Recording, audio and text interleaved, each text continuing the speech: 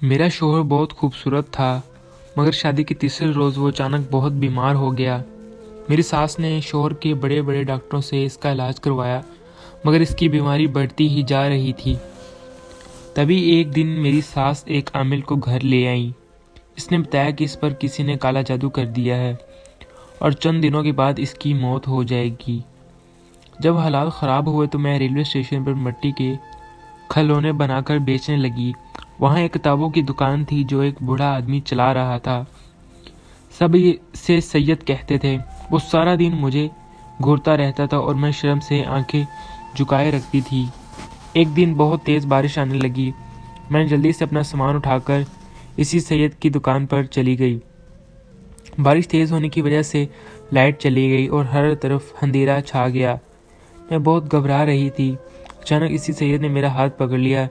मैं डर के मारे आंखें बंद कर ली, मगर वो कहने लगा, अपनी आंखें खोलो। मैंने जैसी ही आंखें खोली तो सामने का मंजर देखकर मेरा दिमाग ही चकरा गया, क्योंकि वो सैयद तो बहुत बड़ा। आज मुझे तीसरा दिन था ये नोट करते हुए कि सामने किताबों की दुकान पर बैठा वो सैयद मुझे घूरता था। इसके देखने में जाने ऐसा क्या था कि मेरी रीढ़ की हड्डी तक सुनसाट दौड़ जाती थी। पहल तो मुझे समझ ही नहीं आता था कि आखिर कौन मुझे देखता है, लेकिन इतना ज़रूर महसूस होता था कि कोई देख रहा है। अल्लाह ने औरत के जिस्म में ऐसे सेंसर फिट किए रखे होते हैं कि गैर मर्द की निगाह पड़ते ही इसका जिस्म खुद ब खुद दिमाग को सिग्नल भेजना शुरू कर देता है। मैं हर रेलवे स्टेशन पर कागज़ और गत्ते और मिट्टी से बने हुए खिलौने बेचने आती थी। मैं यहाँ पूरे 1 महीने से आ रही थी, क्योंकि इससे पहले मैं अपने घर के बाहर ही बैठकर बेचा करती थी। रेलवे स्टेशन पर जब मुसाफिर आते तो उनके साथ जो बच्चे होते वो मेरे पास रखे खिलौने देखकर मचल जाते थे। मजबूरन लोगों को खरीदने पड़ते और मेरी अच्छी दिहाड़ी लग जाती थी। मैं यहाँ क्यों आती थी, इसके पीछे एक लंबी कहानी है, और यह कहानी तब शुरू हुई जब मैं घर से भाग गई थी। और घर से भागने वाली लड़कियाँ कभी खुश नहीं रह पाती। फिर लोग इसे ऐसे घूरते हैं कि जैसे सामने बैठा हुआ दुकानदार मुझे घूरता था। मेरा ताल्लुक एक अच्छे ख़ानदान से था, पर मैंने मोहब्बत के पीछे लगकर अपने ख़ानदान को छोड़ दिया। मुझे आज भी वो दिन याद है जब अम्मी मेरी मिन्नतें करती थी। वो चचा के बेटे से मेरी शादी करना चाहती थी, पर मेरा दिल तो उस इंसान पर अटक गया था जिससे मैंने रोज़ फ़ोन पर बात करती थी। वो कोई अनजान लड़का था जिससे मेरी दोस्ती हुई और फिर से वो ख़ास बन गया। अब मेरी हालत ऐसी थी कि जब तक इससे बात ना हो जाती मुझे अपनी जान निकलती महसूस होती। पर ऐसा क्यों हुआ था कि कोई नहीं जानता था। मैं तो वो लड़की जिससे पूरा ख़ानदान और पूरा मोहल्ला तारीफ़ करता था। मेरे माँ बाप को मुझ पर फ़ख्र था। मैं 5 वक्त की नमाजी भी थी। मैं पर्दा करती थी और मेरे मोहल्ले में किसी के घर नहीं आती जाती थी। मोहल्ले के किसी लड़के ने आज तक मेरा चेहरा तक भी नहीं देखा था। मैं स्कूल भी मुकम्मल पर्दे में जाती थी, वहाँ भी अक्सर नकाब करके रखती थी। अम्मा मुझे देखकर कहती थी कि मैं ऐसा रोशन चेहरा बहुत कम देखा है जैसा तुम्हारा है। अल्लाह तुम्हें बुरी नज़रों से बचा कर रखे। और अम्मा की दुआएं लेकर खुश हो जाती। मैंने अपने आप को बहुत संभाल कर रखा था। मेरा स्कूल ख़त्म हुआ तो मैं आगे बढ़ना चाहती थी। मेरे किरदार को देखकर अब्बा ने फ़ौरन इजाज़त दे दी। वो जानते थे कि इनकी बेटी कभी कुछ गलत नहीं कर सकती। मेरे अक्सर रिश्तेदार मुझे कॉलेज भेजने के हक़ में नहीं थे। मेरे ख़ानदान में लड़कियां ज़्यादा पढ़ी लिखी नहीं थी, लेकिन मेरे अब्बा तालीम की अहमियत को जानते थे। उन्होंने ख़ानदान के ख़िलाफ़ जाकर मुझे कॉलेज भेजा। मैं बहुत खुश थी। कॉलेज में भी हर वक्त स्कार्फ पहन कर रखती थी। यहाँ तक कि लड़कियों ने भी अपना चेहरा मुकम्मल तौर पर नहीं देखा था।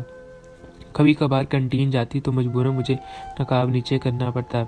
मेरी क्लास में एक लड़की ऐसी थी जो मुझसे दोस्ती करना चाहती थी।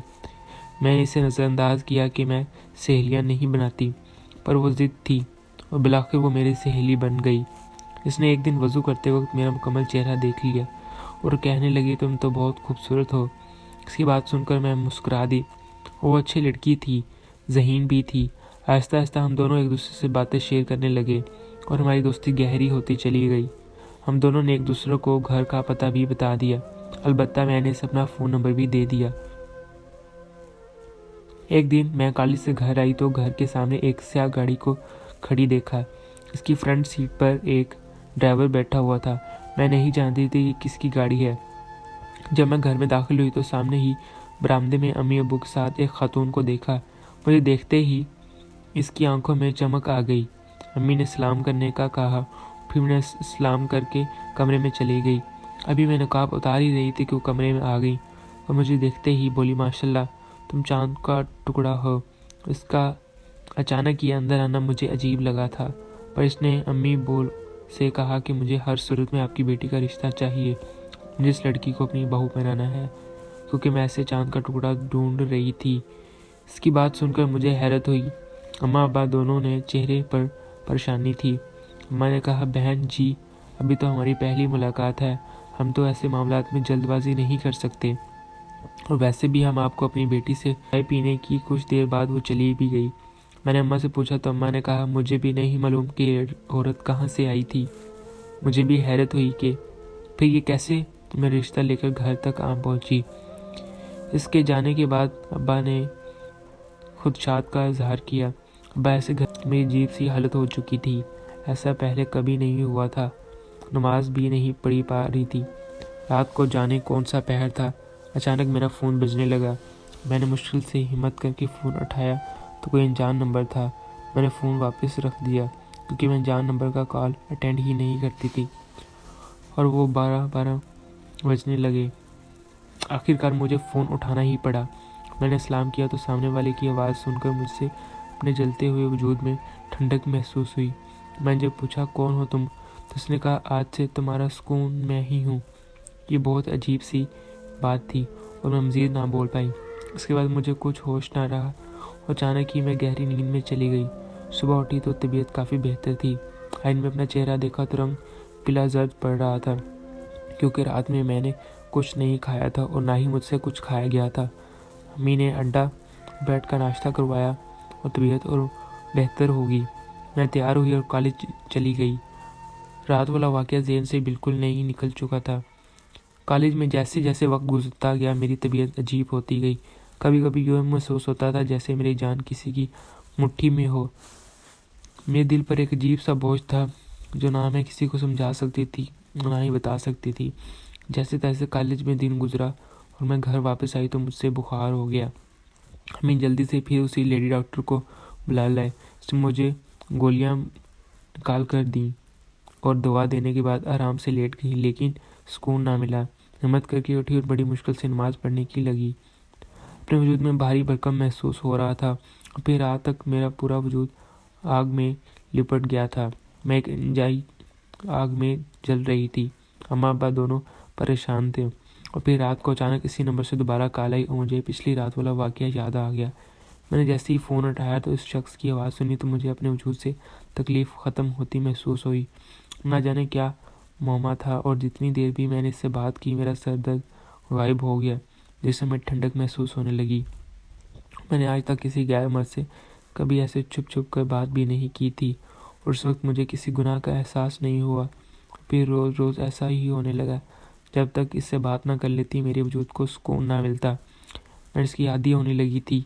मैंने अम्मा अब्बा को कुछ नहीं बताया। आहिस्ता आहिस्ता वो शख्स मेरे हवासों पर छाने लगा और मेरे दर्द का इलाज था। मैं सबसे गाफिल होने लगी। मुझे याद होता तो सिर्फ वही शख्स। मेरी नमाज़ें कज़ा होती चली गई। एक दिन अम्मी ने मुझे बात करते सुन लिया।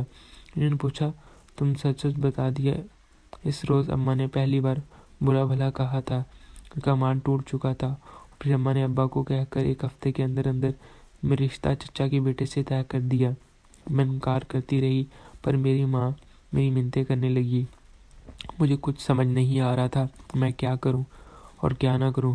फिर निकाह से एक दिन पहले मैंने अपना घर हमेशा हमेशा के लिए छोड़ दिया। किसी को पता ना चला। मेरा दिल तो जैसे पत्थर हो चुका था। कोई यकीन नहीं कर सकता था कि शरई तौर पर मैं एक घरेलू सी लड़की के साथ किसी लड़के के साथ भाग चुकी थी। फिर मुझे अपना सुकून चाहिए था जो उस शख्स के पास था जिससे मैं बात करती थी। इस दिन मैंने अबाया पहना था और ना ही चादर, पर किसी पागल का गुमान था। मैं कैसे इस जगह पर पहुंची जहां मुझे उस लड़के ने बुलाया था, मुझे कुछ याद नहीं। देखने में वो एक अच्छा नौजवान था। मुझे गाड़ी में बिठाकर अपने घर ले गया। उसका घर बंगले जैसा था। मैं अंदर गई तो सामने खड़ी औरत को देखकर मेरा दिमाग ही चकरा गया था। मुझे देखकर फीकी सी मुस्कुराई और कहा कि तुम खुद को बहुत नेक प्रवीण समझती थी, اور اس کے پیچھے جو لڑکی کھڑی تھی وہ میری ہی وہی کالج کی سہیلی تھی۔ سب نے مل جانے کا پتہ نہیں کیا کھیل کھیلا تھا کہ میں نے یہاں تک پہنچ گئی۔ میرا وجود کسی اندیکھے پنجرے میں قید تھا۔ 1 گھنٹے بعد میرا نکاح ہو گیا، جس میں میری رضامندی بھی شامل تھی۔ میں اس لڑکی کی بیوی بن گئی۔ پہلی رات اس لڑکی نے مجھے اپنی محبت کا یقین دلایا، مگر مجھے کسی چیز کی ہوش ہی نہیں تھی۔ پھر وہ رات بھی گزر گئی۔ صبح جب اٹھی تو جیسے میں ہوش میں آ چکی تھی، پر تب تک سب کچھ ختم ہو چکا تھا۔ پانی سر سے گزر چکا تھا۔ میں جیسے کیسے خاک سے جا گری۔ میری سانس نے مجھے بتایا کہ میرے ابا رات کو دل کا دورہ پڑنے سے وفات پا چکے ہیں، لیکن میں رو بھی نہیں پائی۔ رات بس میں آسمان کی جانب چہرہ کیے دیکھتی رہی۔ سوچنے سمجھنے کی مکمل صلاحیت اب قاصر تھی۔ اور پھر شادی کی تیسری رات میرے شوہر اچانک بیمار پڑ گیا۔ میری ساس نے اس کا بہت علاج کروایا، لیکن وہ ٹھیک نہ ہوا۔ اس کے ساتھ رہ کے لیکن وہ آہستہ آہستہ کمزور پڑنے لگا۔ جب کچھ کام نہ آیا تو میری ساس ایک دن بھاگی کسی عامل کے پاس گئی۔ دراصل میری کالج والی دوست نے میرے چپکے سے تصویر بنا کر اپنے بھائی کو دکھا دی تھی، اور اس سے میں پسند آ گئی تھی۔ اس نے صرف اپنی اماں کو رشتے کے لیے بھیجا تھا، مگر میرے انکار پر میری ساس سے یہ سب کچھ برداشت نہ ہوا، اور اس نے مجھ پر کالا جادو کرنے والے عامل کے ذریعے جادو کروا دیا، اور وہ تعویذ ملا حلوہ مجھے سیلی نے کھلا دیا۔ میں نے کئی بار اپنے پڑوسی سے بات سنی رکھی تھی کہ کالے جادو کا تیز اثر ہمیشہ میٹھی چیز پر ہوتا ہے، مگر اس وقت میں نے ان چیزوں پر یقین نہیں رکھتی تھی۔ اس عورت نے جادو اور تعویذوں کے ذریعے ہی مجھے اپنے پر قابو کیا تھا۔ اب میں تو اپنے گھر تک پہنچ گئی، پر میرے وجود سے وہ جادو میرے شوہر کے اندر داخل ہو گیا تھا، اور میرے شوہر اس کے بہت ہی برے اثرات پڑے تھے۔ عامل نے بتایا کہ اس کا تو توڑ وہی کر سکتا ہے جس نے یہ عمل کیا ہے۔ وہ آدمی اچانک سے غائب ہو گیا جس سے میری ساس نے یہ عمل کروایا تھا۔ دن بدن شوہر کی حالت بگڑنے لگی، پھر ایک دن میرا شوہر اس دنیا سے رخصت ہو گیا۔ مجھے ذرا برابر بھی دکھ نہیں ہوا تھا، کیونکہ میں حقیقت میں اس سے محبت ہی نہیں کرتی تھی۔ یہ جادو تھا جو مجھے اس تک لایا تھا۔ ساس روتی رہی اور اب کچھ نہیں ہو سکتا تھا۔ اپنے بیٹے کی خواہش پورا کرنے کے لیے اس نے ناجائز عمل کا سہارا لیا تھا۔ اس کی سزا ملی تھی۔ بیٹے کی جدائی میں ساس کا اپنا دماغی توازن بگڑنا شروع ہو گیا۔ پھر ایک دن خاموشی سے وہ گھر چھوڑ آئی۔ میں اپنے ماں باپ کے گھر نہیں جا سکتی تھی، کیونکہ واپس جا کر میں مزید ان کو رسوائی کا سبب نہیں بننا چاہتی تھی۔ پھر میں نے لوگوں کو گھروں میں جھاڑو پوچھے کا کام کرنا شروع کر دیا، اور ساس نہیں چاہتی تھی کہ میں گھر چھوڑ کر جاؤں۔ اس کے مطابق میں ان کے بیٹے کی نشانی تھی۔ پھر مجھ پہ کسی چیز میں دلچسپی نہیں تھی۔ کل جلسہ میں نے لوگوں کے گھروں میں کام کیا۔ جس گھر میں بھی کام کرتی، اس کے گھر کے مردوں کی نظر مجھ پر ہی جمی رہتی، اور اس گھر کی عورتیں کچھ دن بعد ہی مجھے یہ کہہ کر رخصت کر دیتی کہ ہمیں اپنا گھر بھی بچانا ہے۔ ایسی ملازمہ ہمیں نہیں چاہیے جو ہمارے شوہر کی نظروں کا محور بنی رہے۔ ایک عمر رسیدہ شخص نے مجھے اپنے ریلوے کوارٹر میں جگہ دے دی۔